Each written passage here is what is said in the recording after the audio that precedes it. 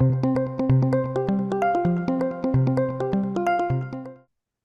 today we're going to be talking about updates.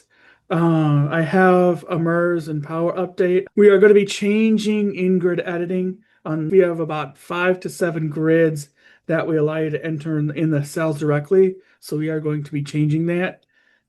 And then I also have our summer training series that we'll be doing. Our next webinar will be moving from July 6th to July 13th, as July 6th is coming off a holiday weekend, and we're not sure if every people will be available on the 6th, as some may have the 3rd off and some may have the 6th off.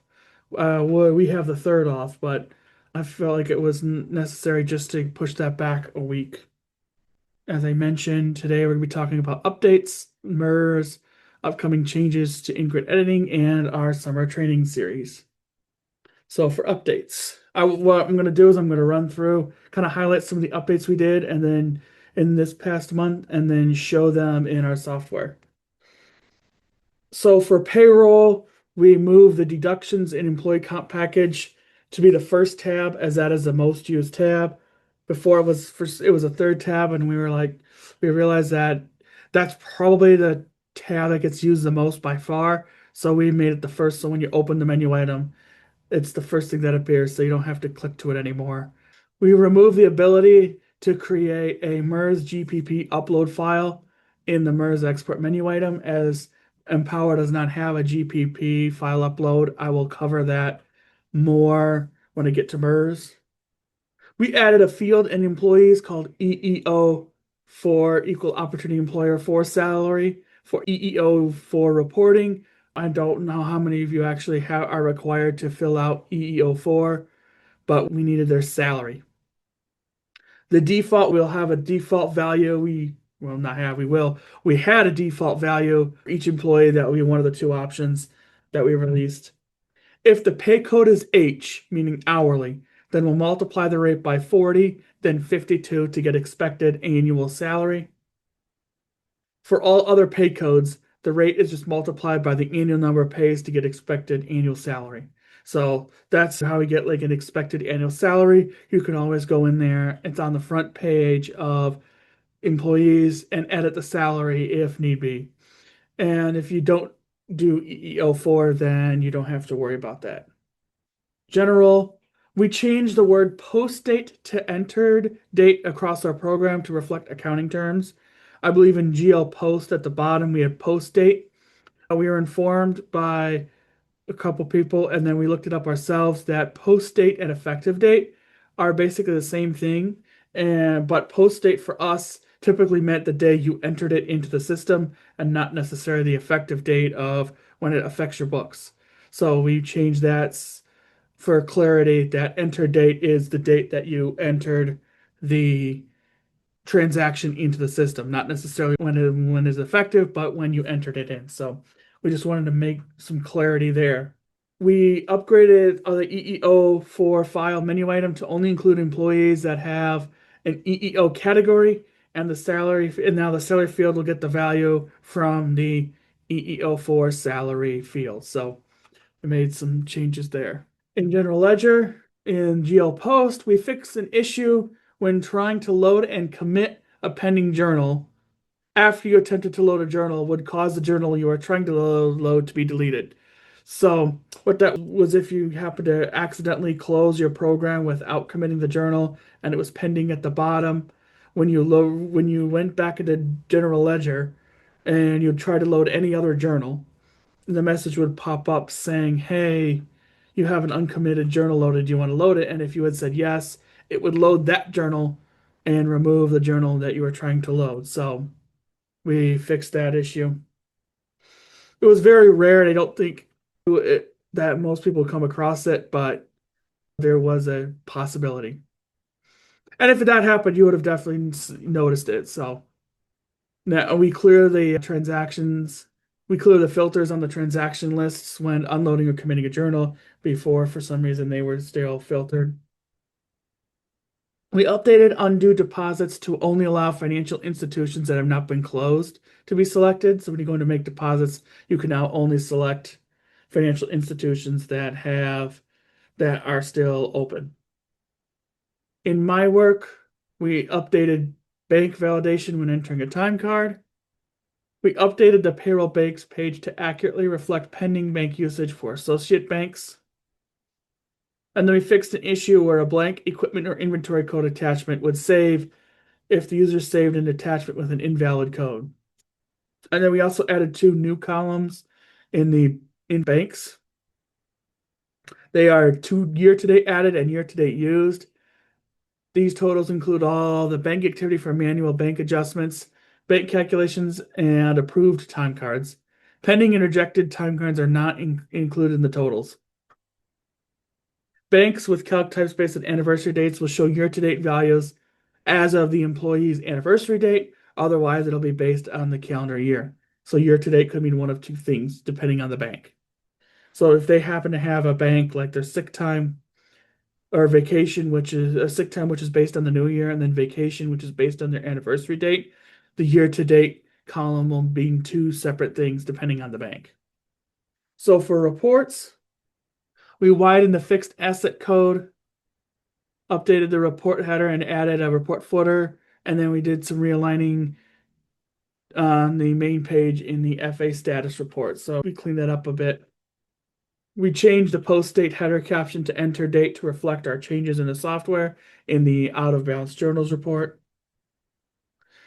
In the distribution report, we added a drill down for detail information or a drill down for summation information to the So we'll now have a parameter you can select to determine which view you want to be displayed. If you just want the summation information when you click on an account number, you can do that. Or if you still want the full detail information, you can specify that as a parameter.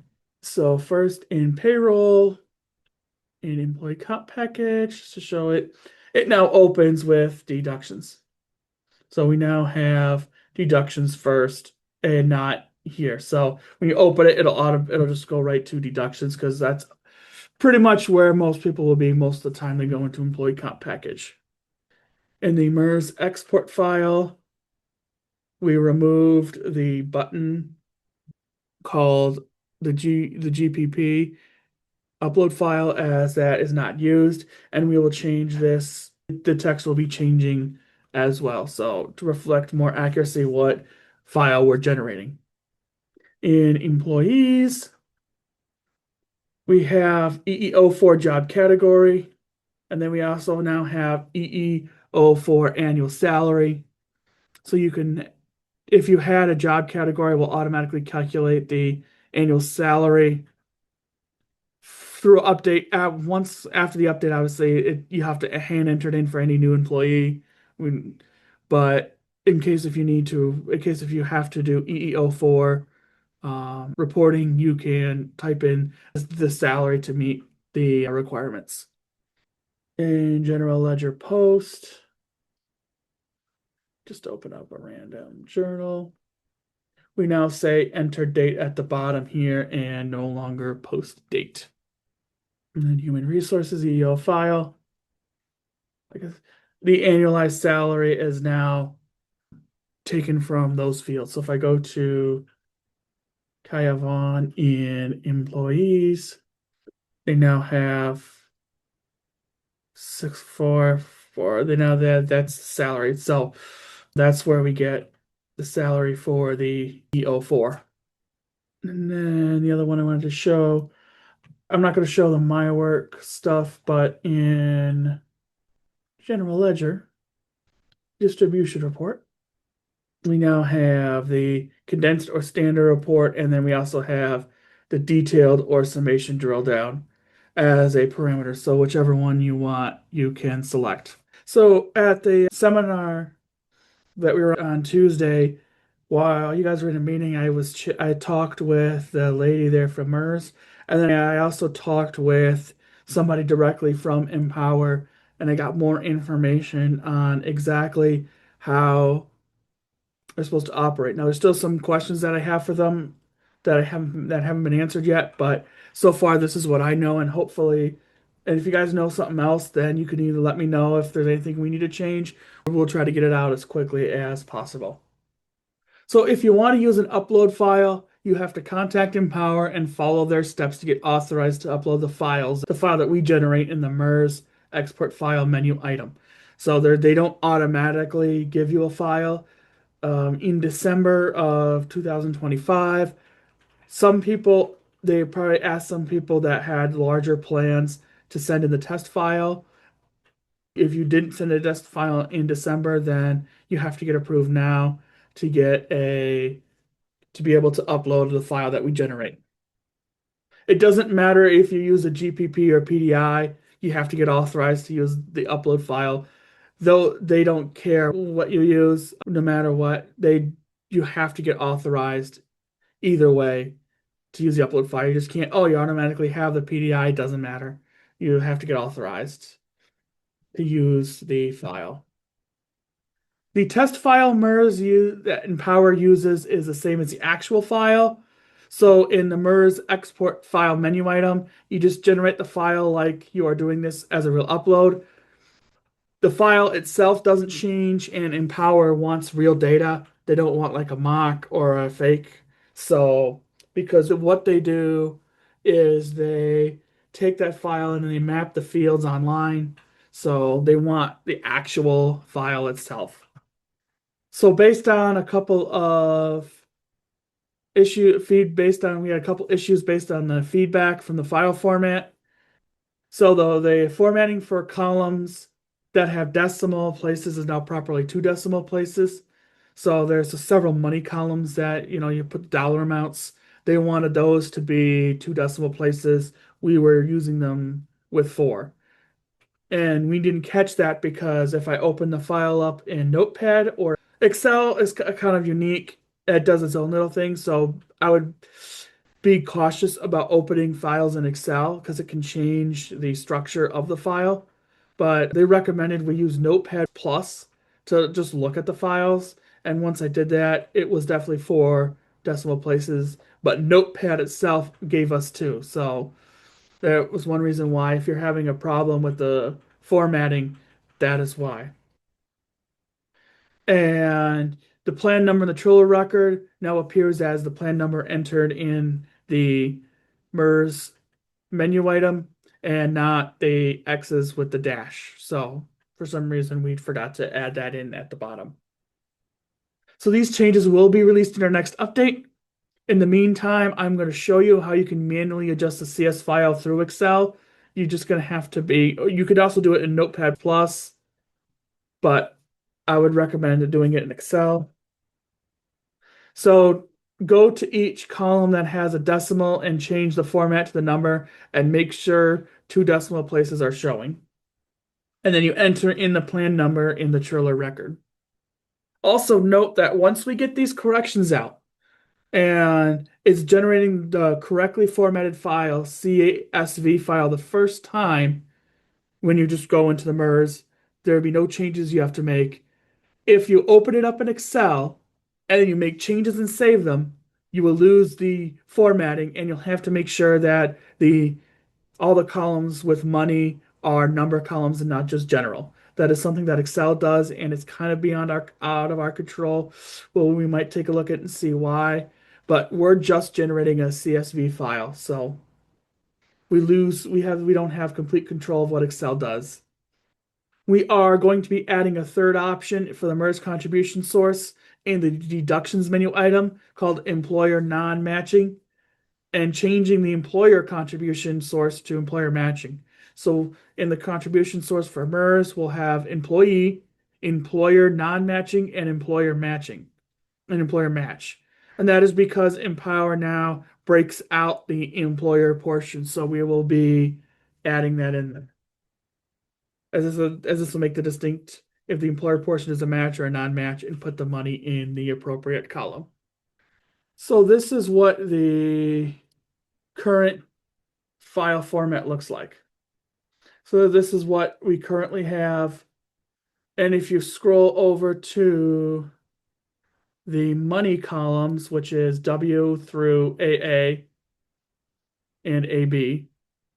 So W through AB, except for Z, I guess would be just general, but these money columns All right, you see it says general up here. You'll need to change, they want that as a number, not currency, but number.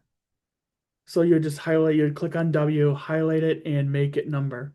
You click the column header and make it number. So you're gonna, and then down here we have the plan number. You just type in whatever plan number. You can just type that in down here if you need to. Like I said, our next update will include that. I'm not entirely sure when our next update will be. It's soon, but I can't promise like it'll be this week. So we're hoping to be done this week, but I cannot guarantee that. I don't want to say that. So those are the changes that you'll need to make. You'll have to change these to a number anywhere where it has money, and then you'll have to enter in the plan number by hand in the trailer record, which is the bottom row. Now I wanted to show you our new format. It's the same file. It just redid. And as you can see, this is different plan. I changed it so I added a dash so it looks good. We automatically include that. But the other thing I wanted to point out that even though this is a new format, it still made these as general, not number. But if I opened it in Notepad Plus, it had the doubles, it had 2 zeros. But if I make any changes to this and hit save, then I lose that formatting. So if you need to make a change to the Excel file, like I said, you shouldn't. You can view it just fine. Closing and reopening it won't change anything. But if as soon as you hit save, it updates the format to general instead of number, which I have. So if you happen to look at if you happen to look at it in Notepad Plus, then it would still have the 2 zeros, and it looks like Empower's pretty picky about that. So we might take a look at it and see if we can't keep it that format, but a lot of this is Excel doing it, so it's kind of out of our control. But I just want to make you aware. Let's see, in Notepad, if I just open a Notepad, we have the 0.00 and the salary and the hours. So we do have that. All right. All right, so before I move on to our changes in InGrid editing, I'm going to pause there for any questions on MERS in Power. Again, you can always email me, Paul at cogitateinc.com, or call us at 866-684-9991, extension 2, and we'd be more than happy to answer your questions and help you out with that. So first, all the grids that have multiple columns that can be edited will be updated.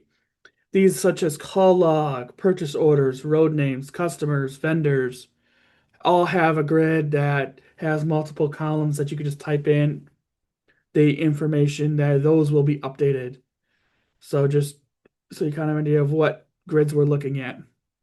Pay invoices will not be updated. They'll still be because they only have one column that you can edit. So that one we saw no reason to make this change for that. It's So each row itself will have a drop down with all the fields that are displayed and some that aren't.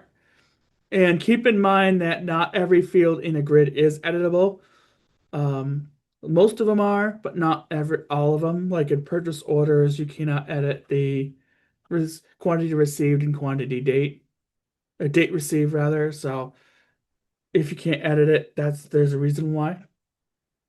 This should simplify editing and control when entering data in a subgrid. We've had issues with certain ways currently with InGrid editing where double clicking on a drop down, you have to double click on a drop down on a column to get the drop down, like in purchase orders.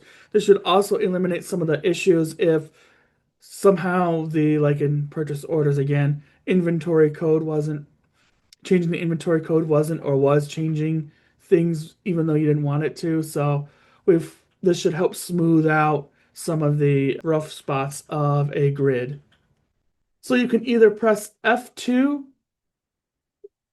double click on the row, or click the arrow at the front of the grid to see your data for that grid. So also, actually, I'm going to stop there and go show off the grid. I want to cover this one in a minute. So to get started, I'm going to go into customers, So now customers, you could add the contacts instead of a button here that says add contacts. You click this plus arrow, and now you see the grid with the name, and I can type in the name, and I can hit save, or I can do then hit save, and it saves it. So now I have this grid. Let me just enter a phone number. There, now you see the information in the grid. So if you want to view it, you can edit or view it down here. Just type it in down there. You can hit F2 and it'll do it. Or you could double click and it will also open. And then you can tab through it and type in the information. This will help eliminate, like I said, some of the issues that we've been having with validation and in how you edit inside the grid itself. So the other one I wanted to show off was purchase orders, because that's our biggest by far currently in grid editing. As you can see now, we have a lot of different fields that you can change the line. So now the inventory code, change that. It now updates everything. It just doesn't have a manufacturer number, so and it will update the code, the price each for this inventory item. It won't change the quantity, but it will change the code. Doesn't know. I'm thinking of cash receipting. Then you can save it, and it will save. Like I said, we're still testing and finalizing it, but this is what it's going to look like. Obviously, for notes, you can. It's the notes are still the same. You can click the little box to get the little pop-ups. You don't have to type in this in a little box. You can do the edit notes. So essentially, like in cash receipting, I want to hit new. Instead of doing it through here, it'll just be down at the bottom. Type in 12 and tab away and save. And obviously you can't, well, once you create a cache receipting, you can't change one. So you can't add new rows, but you can do that. And again, this for cache receipting, this one edits the account number if you have no bill code. So, and then the other topic I wanted to cover is also in those subgrids, we have that delete button. It will now remove the row from the grid, so you won't see it in the grid, but it will not update the database until it is saved. So we discovered that we were doing it both ways across our grids, where sometimes you would click the X and it would delete it right from, it would ask you, are you sure you want to delete it? And if you said yes, or even if you didn't have that check, if you turned off delete confirmation, it would just remove it from the database and it would be gone forever. Whereas in other places, you would hit X, but it would remove it from the grid, but not from the database until you click save. So we decided that we're going to make it universal, and we decided the universal is you're going to remove it from the grid, but it won't remove it from the database until you hit save. Until you hit save.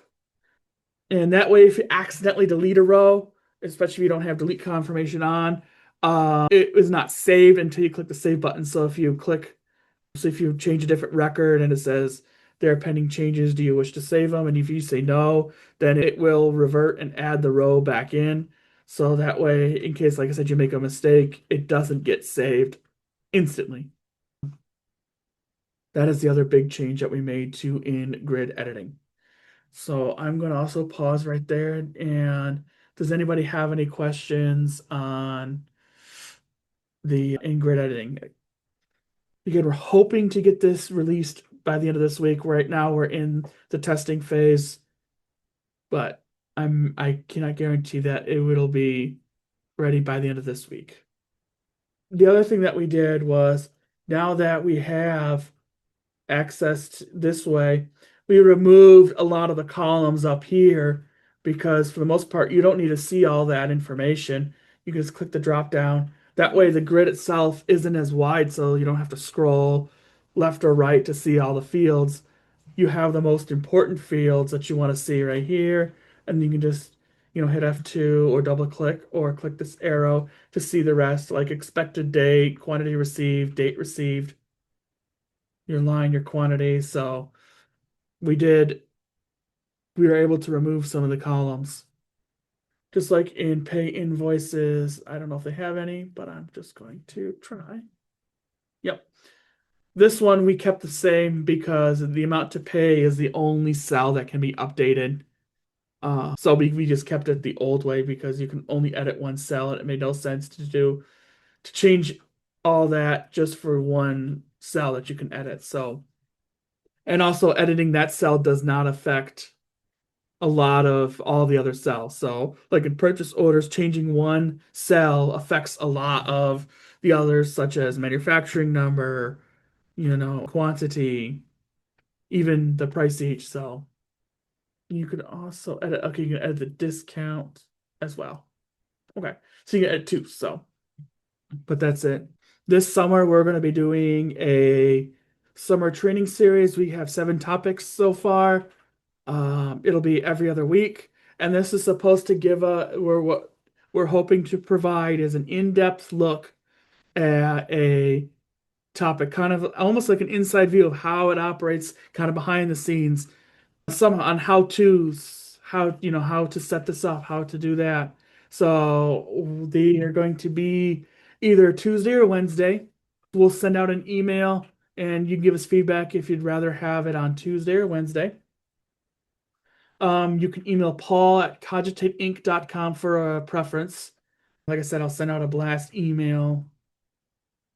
It will be 11 to 12, 11 a.m. to 12 p.m.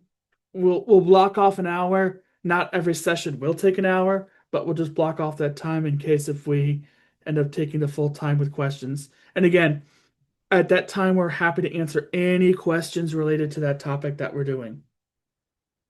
So I'm going to go dates. This is by the week of, and it won't be the exact date because June 8th is a Monday, obviously, but where the first one will be next week, followed by every other week. We will do one of these. So we'll do, so far we have 7 scheduled.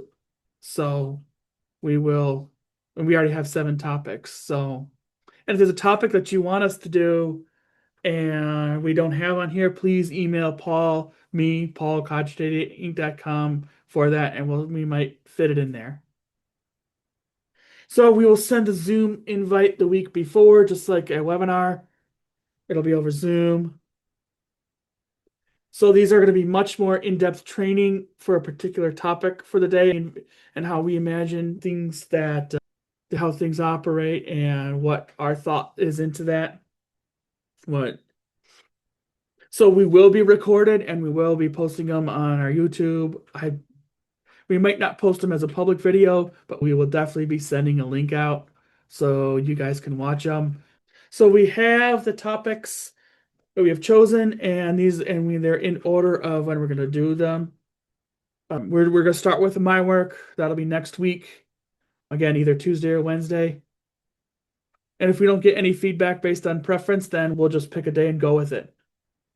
But we'll do my work. We'll do an in-depth look at my work, how to use it, different things you may or may not know about it. What actually happens when an employee fills out a time card, like what's happening behind the scenes, where is it getting saved? And that's so a little more in-depth information on my work, how to use it, tips and tricks you may not know that we have in there that you just may not be aware of. I will be covering Act 51. We have the Act 51 generator. I will be covering that in detail, how to set it up, how to add account numbers, kind of other things like if numbers don't line up, how to adjust that and what to look for in case if things aren't matching.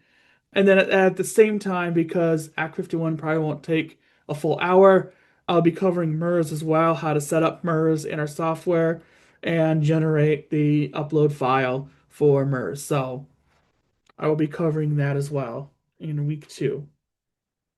In week 3, we're going to be covering benefits. If you need to be using benefits, how to use a benefit, how to set one up, what the different parameters are, and how they are used within our software. Week 4, we're going to be doing invoicing because this will be at the end of July. So we'll be talking about how to set up invoices, create invoices, and pay invoices. Week 5, we'll be doing financials. We have our new, it's not new anymore, but our financials menu item. I'll be covering this in detail, how to set up one, how to maintain one each year, and then also looking at our financial statements generator and letting you know what it can do. So we'll be doing that towards the end. Our sixth topic, we're going to do reconciling and balancing, bank reconciliation, and also kind of like how to make sure that your books are balanced in our software, like what reports you should be running and other things. So we will be covering that as well. And then last, we'll be doing our new equipment and work orders because hopefully by then we'll have both of those released. So we'll be doing a in-depth training on our equipment and our new work orders. So those are our main topics for the summer training series. Then the other thing I wanted to point out is in all of our address boxes, we offer this, and I don't know how, and the reason why I'm bringing this up is we got the email. We pay for a service called Smarty. I got the email with the auto renew, and we realized, oh, there was only 263 lookups that were used. We get up to 12,000. It's free for you guys to use. We pay for it ourselves. We put it in the software, and it's just used to validate any address, whether it be vendors, customers, or employee. So I don't know how many of you guys are aware of that. It's just nice in case if you're not sure or the address isn't 100% correct, you can click that little green icon and it will either validate it or it'll pop up a message saying address is invalid. And then also we will be out of office on June 16th. So if you call us on that day, we will be out of office. We will be out of office we're going to be on an annual outing. We will be back on Wednesday, June 17th for normal business hours, and we'll be in on Monday. So just to let you, we'll also send out an email to everybody letting them know that we will be out of office. We won't answer email or phones for that day, but we'll be back on Wednesday, June 17th. So you are now working smarter with ProFund Accounting. Thanks for watching. Be sure to like this video and subscribe to our channel for more content like this.